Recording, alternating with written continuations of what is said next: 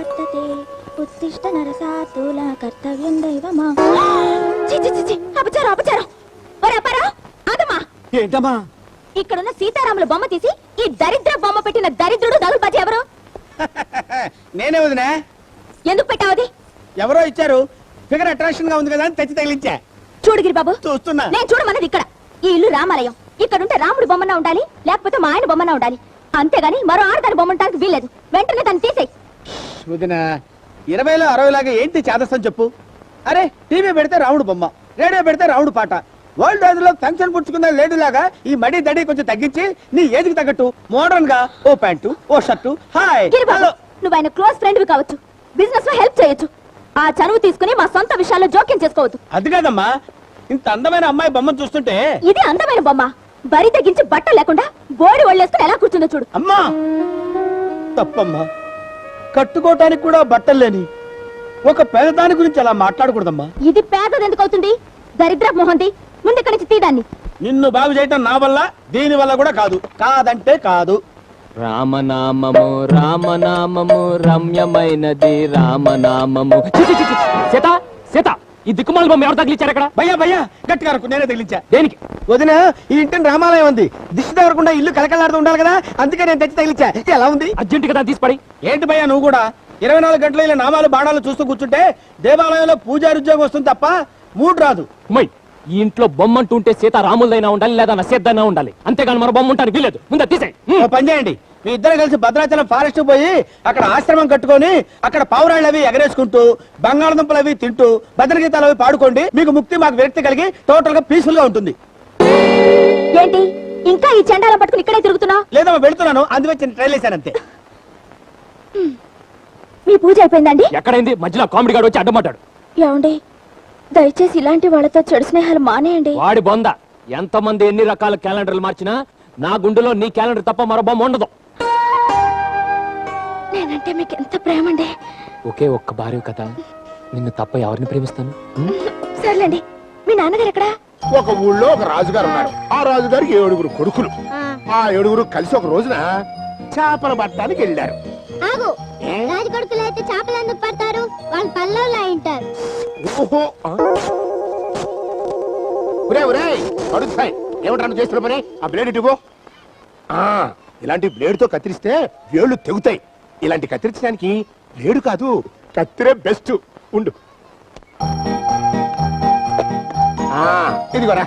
ఫుల్గా కోసేయమంటావా తాతయ్య? ఫుల్గా కోసేసుకో. ఇది చాలకపోతే ఆ సోఫా ఆ సోఫా ఆ సోఫా కూడా కట్ చేసేసి. చేపలు పడుతున్నాడు, పట్టుకోని బావా.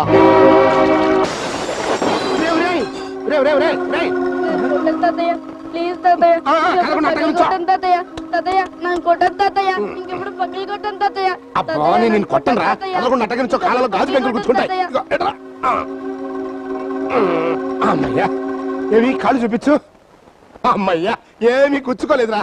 ఇంకెప్పుడు పగిలి కొట్టను తాతయ్య. ఎందుకురా అంత భయపడతావు? కదో చేపల తొట్టి ఇంకోటి కొనుక్కుందాం. ఇదిగో చాక్లెట్. నీకు ఇవ్వను. మరి వాడికి ఎందుకు ఇచ్చావు? అదంటే కష్టపడి చేపల తొట్టి పగలు కొట్టాడు. పగలు కొడితేనే చాక్లెట్స్ ఇస్తావన్నమాట.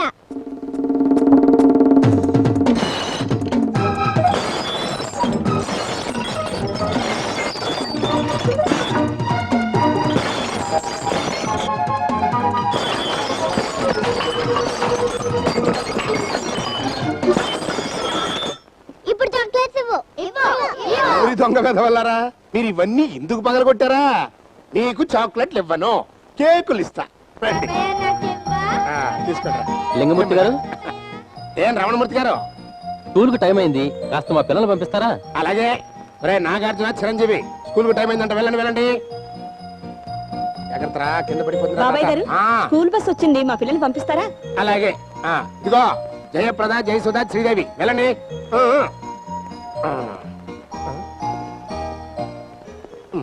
అంకుల్, మా మోహన్ బాబుని రజనీకాంత్ పంపిస్తారా? స్కూల్ కు పంపాలి. ఎందుకు పంపను? ఉంచమంటే ఉంచుతారా, వద్దంటే ఆపుతారా? తీసుకెళ్ళండి. బాధపడకండి, స్కూల్ అవగానే పంపిస్తాను. ఎందుకు? ఏకంగా IAS అయిన తర్వాత పంపండి.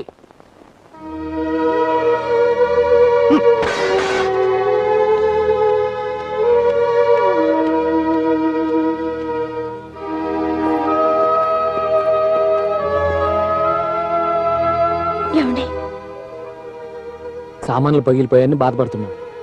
పెద్ద సామాన్లు పోతే పోనీ మళ్ళీ కొనుక్కోవచ్చు, దానికి అంత ఫీల్ అవుతుంది నాన్న. నేను ఫీల్ అవుతున్నది పగిలిపోయిన వస్తువుల గురించి కాదు, వెళ్ళిపోయిన పిల్లల గురించి. వాళ్ళు మళ్ళీ సాయంత్రం వస్తారుగా మావయ్య. ఆ, వస్తారు వెళతారు. ఎవరింటికి వాళ్ళు వెళ్లకుండా ఎలా ఉంటారు? అదే మీ పిల్లలు అయి ఉంటే పెళ్ళుండేవాళ్ళు కాదుగా. పెళ్ళై 3 ఏళ్లే అయింది, అప్పుడే మాకు పెళ్ళేంటి? ఆయుముడు నీతో పాటు పెళ్ళైన ఆ సొట్టముకు సత్తిగాడికి 6 పిల్లలు పుట్టారు. 3 ఏళ్ల 6 పిల్లల చస్తే నేను నమ్మను. 3 సార్లు కమల పిల్లలే బాయ్. నీకంటే చిన్నదా రామలక్ష్మి 2 పిల్లలు సంకలేసుకుని మళ్ళీ కడుపు పట్టుకు తిరుగుతోంది. అంతెందుకు, ఆ సోడాకోటి సోమేశ్వరరావు గాడు పెళ్ళై 2 ఏళ్ళైనా అయింది, 2.5 ఏళ్ల కొడుకున్నాడు. పెళ్ళై 2 ఏళ్ళు అయితే 2.5 ఏళ్ల బాబాలా అన్నాడు. ఇక ముందే కక్కుతి పడ్డట వెధవ, వాళ్ళంతా అంత స్పీడ్ గా ఉన్నారు. మరి నువ్వా పెళ్ళై 3 ఏళ్ళైంది, ఇంతవరకు నీ పెళ్ళంతో కనీసం ఓ నిమ్మకాయ నాకించలేదు, చింతకాయ తినిపించలేదు, ఓ మామిడికాయ కూడా కొరికించలేకపోయావు. ఓ నా పిచ్చి డాడీ, దానికి అంత వరి అవుతావు ఎందుకు? సాయంత్రం ఆఫీస్ నుంచి వచ్చేటప్పుడు అవన్నీ తీసుకొచ్చి నీ ఎదురుగానే కోడల చేత తినిపించి నాకించి కొరికిస్తా. ఓకే?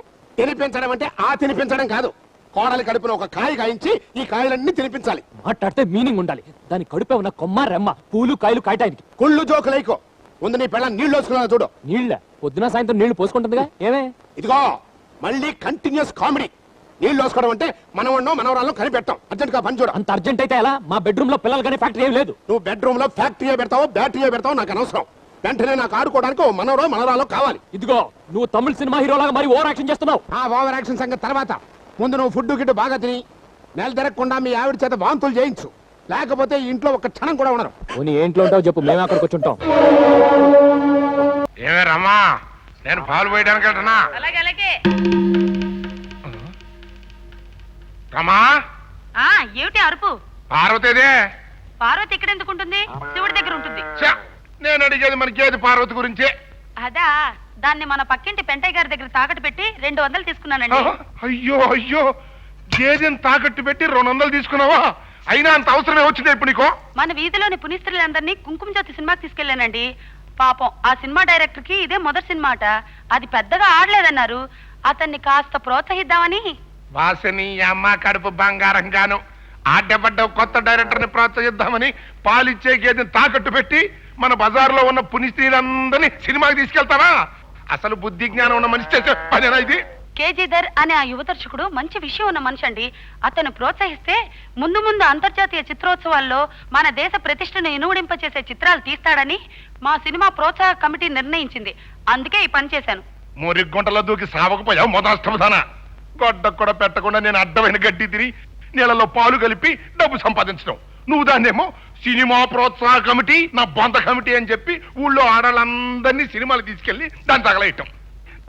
చచ్చిపోతున్నానే నీతో.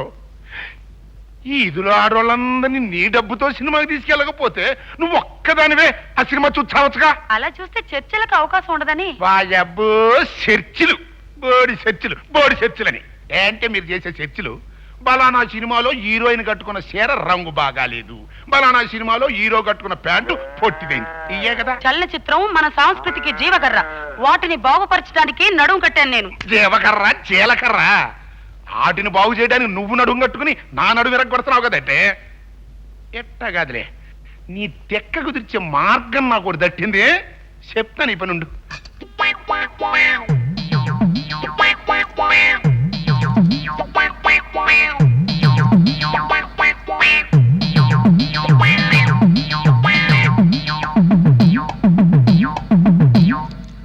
అదేమిటండి అన్నిటికీ తాళాలు బిగిస్తున్నారు? నువ్వు తాకట్టు పెట్టడానికి ఈ లేకుండా చేస్తున్నానే. మీరు చిత్రకళామంతలకి ద్రోహం చేస్తున్నారు. ద్రోహం కాదు, నా కొంప బాగుపడటానికి సాయం చేసుకుంటున్నాను. అబ్బో ఎప్పటికే పొద్దుపోయింది, పాలు రాలేదని బాబాయ్ హోటల్ కాడ సింధులు దొక్కుతా ఉంటాడు. ఇదిగా ఇవాళ బయట తాళం పెట్టి వెళ్తున్నానే, ఈదిలోకి నువ్వు అడుగెట్ట పెడతావు చూస్తాగా.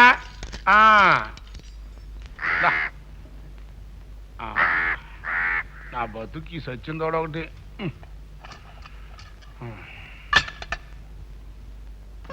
ఇదిగా రేడియోలో కమ్మటి సంగీతం వస్తుంది, సమ్మగా హినే రవ్వంత పాలు ఎక్కువ ఇలా. సుఖమా సుఖమా, వస్తున్నా. ఏంటి ఇంత ఆలస్యంగా వచ్చావు? హోటల్లో పాలు సుఖ కూడా లేవు. సీత బాధలు సీతయ్యి, పీత బాధలు పీతయ్యి. నా బాధలు ఎవరితో చెప్పుకుంటే సిగ్గు చెట్టు. ఇదిగో ఖాళీ బకెట్టు బాగా చూసుకో, మళ్ళీ నీళ్లు కలిపానంటావు ఏంట. పాలు పోసేవాడంటే ప్రతి ఊరికి సొరకనేలే. చచ్చా, మంత్రాలు నేర్చుకుని మంగళసారి పెట్టుకున్నట్టు అసలు నేను ఈ పాల వ్యాపారం చేయటం ఏంటి? ఇదిగా ఆ ఎర్ర సొక్కవాడు ఎవడో చూడు, బిల్లి ఇవ్వకుండా పారిపోవాలని చూస్తున్నాడు. ఎవడ్రాడు? రేయ్!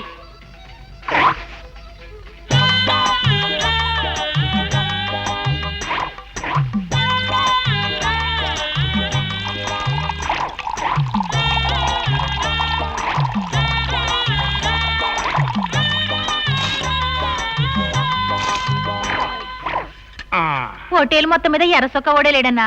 అట్టగా ఎండలో వచ్చాను కదమ్మా, కళ్ళు బయర్లు గమ్మే, కొంచెం రంగులు సరిగ్గా కనపడతలేదులే. ఇదిగో చిక్కటి పాలు, చొక్క నీళ్ళు లేవు. ఏమైనా మన వాటర్లో ఇడ్లీ రుచి ఓలాంధ్రాలో ఏ వాటర్లోనూ రాదులే బాబాయ్. మన మధ్య కాకినాడ వెళ్ళానని చెప్పా కదా, అక్కడ వాటర్లో ఇడ్లీ తిన్నా.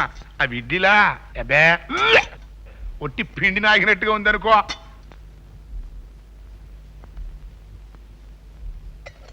ఇదిగో కొంచెం ఆగు. అబ్బా ఊరికే నచ్చబెట్టకే. నీతో మస్తు అడ్డ సిక్కు మహారాజా. ఏంటో చెప్పు, అవతల హోటల్లో జనం ఉన్నారు.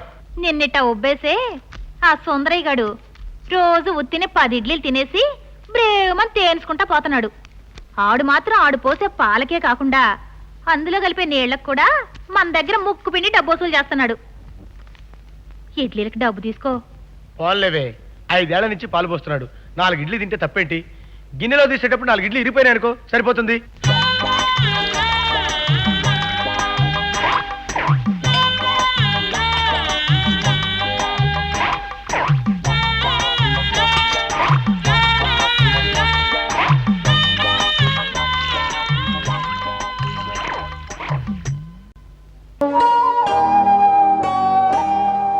ఏంట్రా బాధపడుతున్నావా?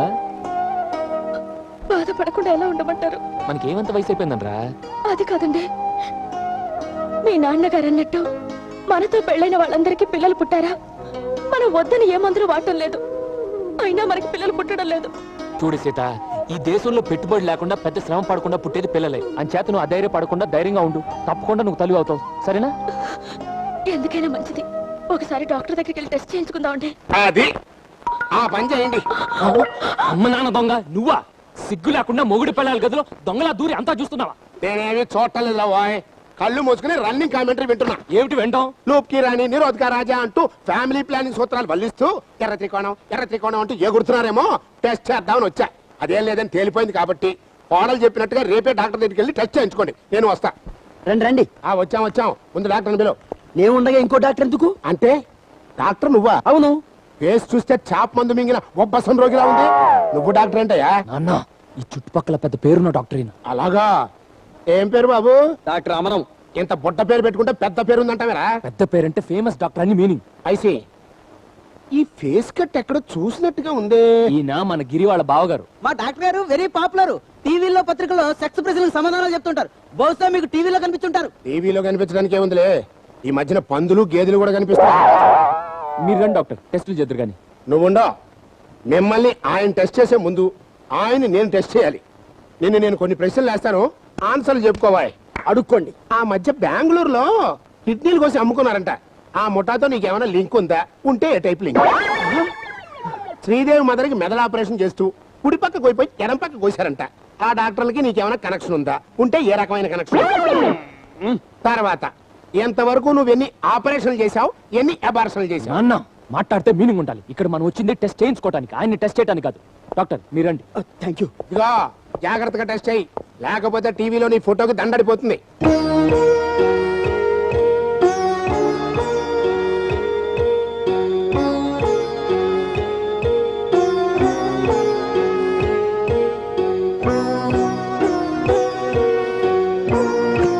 బావా, మా భయ్య రిపోర్ట్లన్నీ వచ్చేసినాయా?